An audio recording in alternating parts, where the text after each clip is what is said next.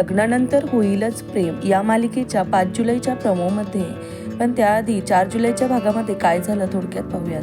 नंदिनी पार्थला म्हणते की मी जीवाला घटस्फोट देणार आहे, तर पार्थ सुद्धा म्हणतो की मी पण काव्याला घटस्फोट देणार आहे. आणि दोघेही पुढे म्हणतात की ह्या दोघांना सुधारण्यासाठी खूप संधी दिली, पण ते काही सुधरत नाही. आता नियतीच्या मनात जे काही असेल ते होईल, पण आपण सध्या घरात आपल्या घटस्फोटाबद्दल कोणाला काहीही कळू द्यायचं नाही.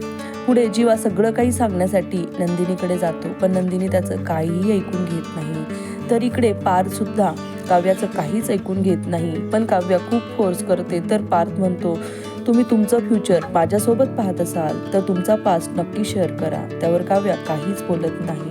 तर पार्थ सुद्धा तिथून निघून जातो. तर पुढील भागामध्ये जीवा नंदिनीसाठी छान सँडविच बनवतो तिला खुश करण्यासाठी, पण नंदिनी ते खात नाही. तर म्हणते की मला तुम्ही बनवलेलं काहीही नको. तर दुसरीकडे काव्या सुद्धा पार्थची ऑफिसला जायची सर्व छान तयारी करते. तर पार्थ म्हणतो की माणसाने आपल्या सवयी बदलू नये. खरं तर माणसानेच बदलू नये. तुम्हाला माझ्यासाठी बदलायची काहीही गरज नाही.